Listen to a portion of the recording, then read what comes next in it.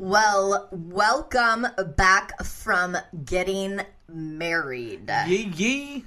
Holy shit, people. Another one bites the dust. Oh, no, I don't think so.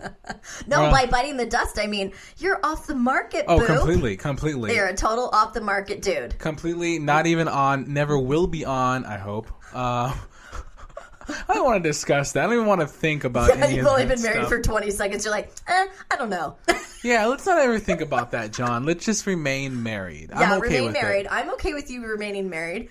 I'm not anymore, and I love that I'm not. And we'll talk about that later, because this isn't about me today, Boop. It's about you. All right. Yep. I can't wait to hear. I mean, I've gotten some little tidbits, but I've been kind of waiting for our recording today to get kind of down and dirty. I've been wanting to share so much. It's I know, weird. I've been wanting to share, and you'd be like, no, just save it. Just save it. And I'm like, I can't. I know. It's annoying for me, honestly, because I'm like, I just want to talk and just like, blah. Yeah, well, I want you to bluff all over the place today. Just keep it on your side of the fucking room, would you? I hear what you did to my bathroom, so keep it over there. I had to go. I really had to go before the show. Oh my god. That's because I just finally got this dick to start drinking celery juice. And now we're cleaning out that colon, bitch. You ate so many tacos over your honeymoon, I don't know what to do with myself. Wow, Yeah. that was a racist joke. No, it's not. You were in Mexico and Fiji, and you told me that you ate a lot of tacos. Honestly, the tacos in Mexico are nothing compared to the horrible catastrophe of tacos here. Oh my god. Well, I love Mexican food so much. Like, if I had to be on an island and the only thing that I had to eat and drink, it would be Mexican food and vodka. That's it. That's all I need. Anyways, I cannot wait to hear about your wedding, your honeymoon, mostly about the sex part of it, because our boy here popped his cherry.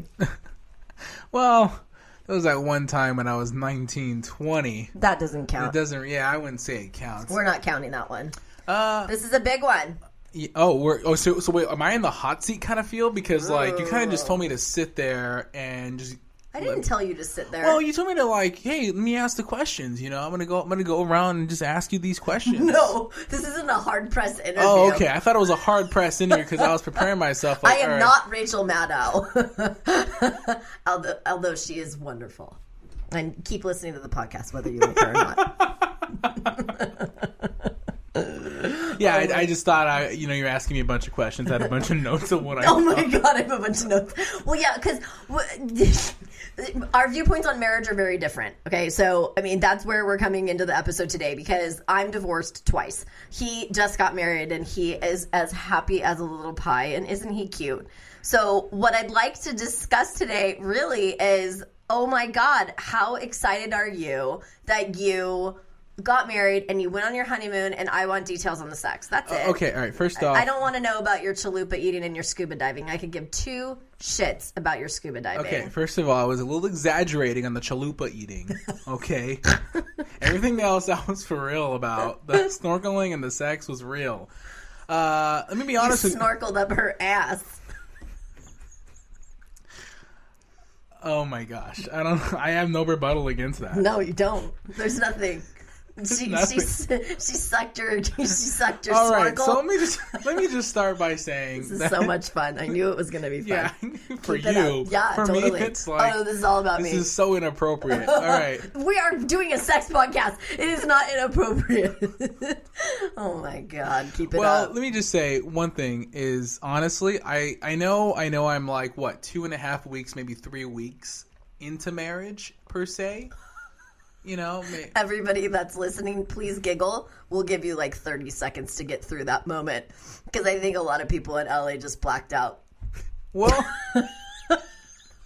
I mean, I'm just stating the truth. Okay, fine. All right, fine. 2.5 weeks, 3 weeks of marriage. Just bear with me. So far, and I know, again, so short. Just come on. Just let me have my moment here. I love marriage.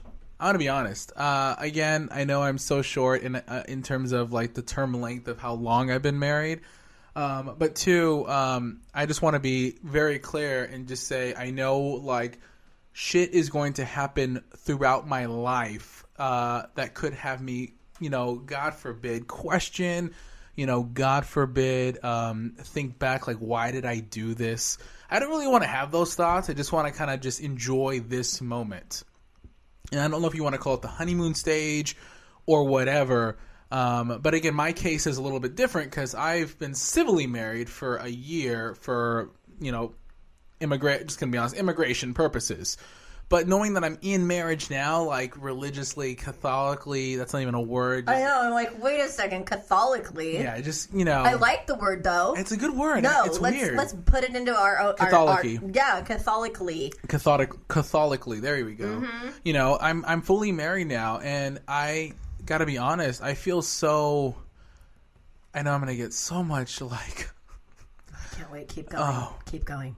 I feel so free. Oh my God. There is such a freedom that I feel being married, especially to my wife, Kari. There is such a freedom. Kari, please pull out the little barf bags that I gave you. I'm being honest. There's such a freedom. And again, let me have my moment for a second. I am, people. But how long is this moment going to last? Honestly, I hope it lasts forever because I have truly, truly enjoyed marriage thus far. And I know, again, there's such a short amount of time. And it could be, I'm going to be honest, it could be the sex. It could be the fact that, finally, like, I'm legitimately married. And, and to a lot of people, I was already married legitimately. But to my own eyes and Kari's eyes, obviously, there was a religious factor. And now we're married. And now we get to actually live together and not be what, some people would call, living together before marriage as heathenistic. I mean, being completely non-Catholically. Living. Yes. Yeah, you guys did not leave Catholically. Yeah, live, no, we didn't. But and I'm heckling you a little bit, and that's what I do because I'm good at it, and I am a smart ass, and I interrupt, and I'm a complete asshole most of the time. So I apologize on behalf. Most of the time, you can have your moments. Oh my God, thank you. You have your moments. But I am actually really proud of you for you've actually taught me a lot about love and devotion, and like I've talked about with you off air and on air, is that religion is really difficult for me to talk about, and you have actually opened up a place in me that I can actually feel really comfortable talking about it, because for somebody as religious as you are the type of religious person that I actually dig. And if more people were like you that were in the religious world, I think more people would be apt to jump on board, because you're a normal dude. I do respect what you did, that you took your time and you waited and you found your girl and you fell in love with each other, and you guys waited to have vaginal sex until you got married. So this is what the topic that I would like to discuss amongst a billion other things. But I want to talk about, like, your first time with Kari and how amazing it was. Without, I mean, we need to keep her private. Yeah, we're gonna be almost bare about it. We're gonna be almost bare about it. Yeah, we don't want to hear all the nitty gritty. Just as respect for her. Thank you, and respect for me too. My God, I don't give a shit about you. I care about Kari. Let me have my moment. Your moment was fucking over 20 minutes ago, dude. So, and welcome to being married, because now you're married to me and to Kari and the dogs and to life, and women are just going to continue to push you to be a better and stronger man, and I am here to support you in your marriage. Even though I am not a huge advocate of marriage, I support you in it. I love you, I love Kari, and I love that you guys are together, and I love that I can now talk to you about how wonderful period sex is. Oh man. So how was it after you got married, the big shebang, and you got... Okay, so I don't even know. So because you guys got married in Mexico. Yeah, so we got married in Mexico, her hometown. Right. In Monterrey, Mexico. Monterrey. Yes. And, man, when you get married, if any of you decide to get married, you automatically think, we're not going to have sex the night of, because you're going to be tired, you're going to be dancing, you're going to be all this other stuff. Just busy, being a busy body. I mean, yes, it's your wedding. And drunk. But yeah, that wasn't our intention. If you want to get drunk, that's on you. For us, it was like, no, please, waitress, please, light on the alcohol, please. Appreciate you. Love you. Yeah, I got a vagina to go tap. Yeah. No, it wasn't my intention. But, honestly, that that night when we were dancing, having fun, all of our friends were there, family was there. There was a moment that me and her had on the dance floor. And we looked into each other's eyes. Yes, let me just have my moment again. And we were dancing, having fun and all that. And I leaned over to her in her ear and I said, "Oh, you're getting it tonight." Oh, baby. And then she gave me this smile that was like, she was feeling some type of way. You know what I'm saying? She looked at me. Let's get it on. And she looked at me and she smiled back. And it was the cutest, most adorable smile back. And she leaned in and she said, "Oh, no, you're getting it tonight." I love it. So then I'm like, "Oh, no, wait. No, you're getting it tonight." Okay, so tell us how you got it. Did you... Hold on. It gets better. And then she leaned back and she said, "Okay, I'm down with that." So, what? No, I just blacked out for a second because everybody that's listening has had sex for like at least 20 years. So we're all like, yeah, keep it going. All right.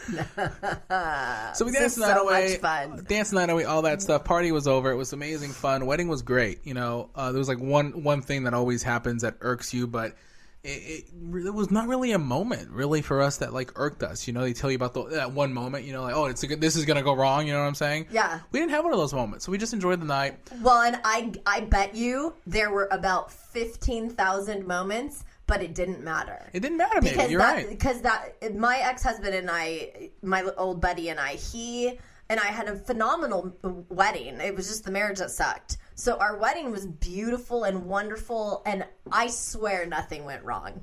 I swear to God. But hindsight, I'm like, fuck, so many things went wrong that nobody noticed. I noticed because I'm OCD and I'm crazy, but it didn't matter. And so I think that's cool. Because that just means that you guys were like, this is not about the wedding itself. This is about me and Kari. Yeah. It's about the lifelong thing. You know? Yeah. You know, wedding is one day. Marriage to us is a lifetime. That's right. So so you guys got married, and then did you guys go back to the hotel? Is that where you put your lifelong into her, or what? So we had a separate hotel, you know, nicer hotel, not the ones we had for our guests, you know, because it is an international wedding. We went over to a nicer hotel, you know, and it was honestly, you know, the most beautiful thing, because when I got into the hotel room, you know, we were obviously both feeling for this moment, you know, for us who haven't been having sex, you know, in a sense, vaginal sex. Let me just, can't wait. I can't wait. Keep going. Got into the hotel room, and I'm helping her, you know, obviously take out her trashed wedding dress because she was dancing all night long in it. You know, and then I start taking off, you know, her pins, and it just was, for this moment for me, it was the most loving thing and so awesome thing that I was like, oh my gosh, like, this is my wife. That's so cool. You know, it was a really cool moment, you know, and obviously, you know, we had a couple drinks, you know, obviously not more than a couple, but, you know, we were feeling it. We were feeling really good, and we just laid in bed and we just were like, so, yeah, let's do it. And you know what? It was the most cutest thing ever. And I like to say, as it was cute, it was adorable, because it was like not even awkward for us. It was like two friends that are finally coming together. Like, you know what? We're actually meant for each other.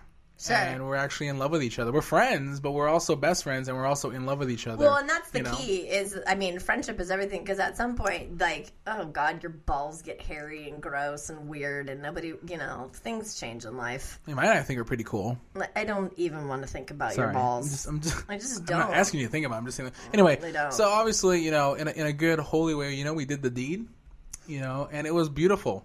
Honestly, and, you know, are there any rules in Catholicism in regards to, well, I don't understand the rules of sexuality in Catholicism whatsoever. At least, can you explain that to our listeners? Just because, and I know, and I'm actually not being a smartass or being a dick about it. I'm actually seriously wanting to understand the belief system in Catholicism from your point of view, not from what we hear in the media, not from what our predisposed belief systems are, or how stupid we think religion is, or how we don't think religion is stupid, whatever your walk of life. I'm interested in hearing what that actually looks like, because I don't understand it. Well, let me just start off by saying that it is something I'm even learning day by day. Okay. You know, I don't know all the rules in a sense. I've been told. But you waited this long and did it this way without understanding the why or the rules or anything involved in that? No, I knew the rules. I mean. So what are they? Well, obviously, fornication for us, sex before marriage is a no-go, and there are times when it's tough. I believe in a very forgiving God, a very loving